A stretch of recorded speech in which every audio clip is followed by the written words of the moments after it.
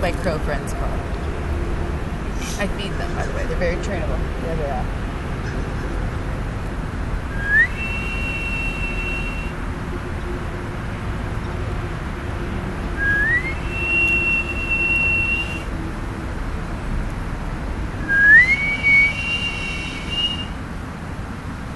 Now, this little experiment and fun relationship I've started with this murder of crows is a little fun project, part of my own personal transformation, which engages both my subjective and objective realities.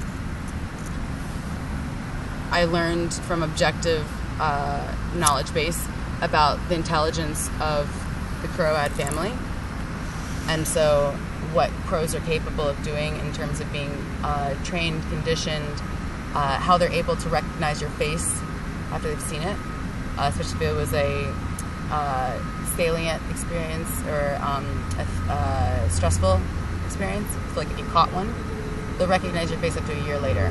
At least that's what they've seen, maybe even longer. They're very intelligent. I also love animals.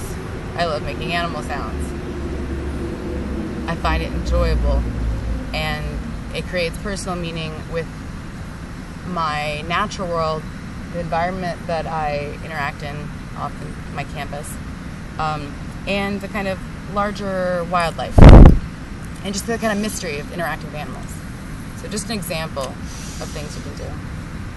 Anyhow, going back, later.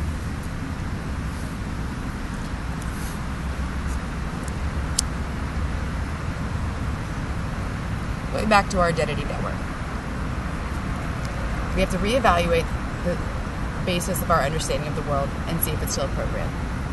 Now, something you need to remember, which is very important, is that it's most likely the case that no one wanted you to have the wrong idea about the world. No one wanted you to feel bad about yourself, and no one wanted you to do things that you didn't like doing. When they do like team projects at work, you have the luxury of being able to convene after the project is done and say, okay, what happened? How did it go? What worked? What didn't work? And what should we do next time? Raising children doesn't allow this luxury. And at least definitely not in modern life. Not easily. It doesn't support that. It doesn't really encourage it or really talk about it much. How is this parenting strategy going? Of, being more authoritarian, because that's what I know what to do, and that's what, I experienced, and, that's what I'm doing with my kid. But is that approach working with him whatsoever, or is he getting more and more rebellious and more, deviant in his behavior? Is he doing stuff that I know he doesn't really want to do, but he's doing just because I told him not to, kind of thing? You need to stop, take a step back. But we live very busy lives. And a lot of times we don't know another alternative. So just remember that, the information that you got from your group when you were growing up, no one intended for this to cause problems. They did their best. My father's mother told him something that I thought was very telling later in life.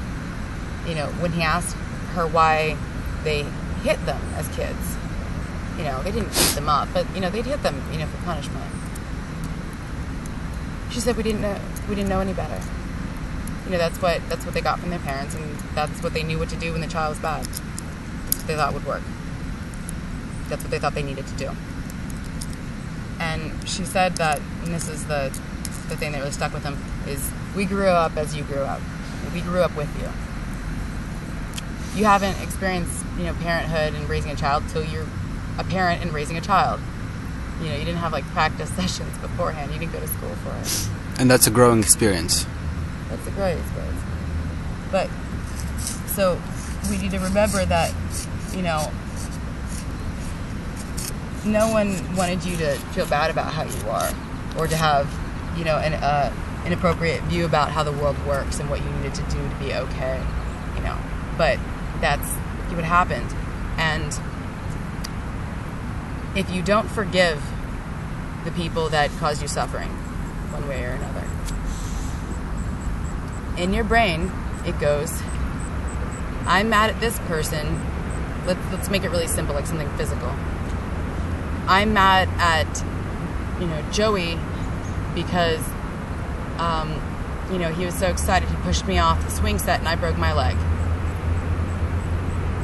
So, mad at Joey and caused broken leg. That's what you keep on getting as your reality.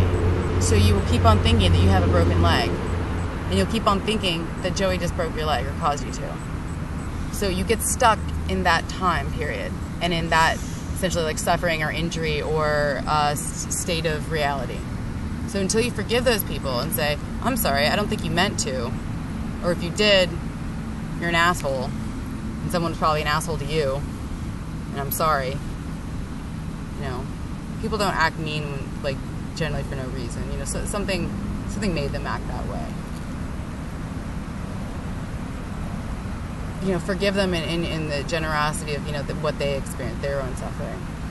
And for you to be able to move on and get out of the state of your injury. It can get addictive, too. We get these patterns. It's pattern recognition. What are we used to? What's our reality? Anything that goes against it takes more work. So we'll resist it. So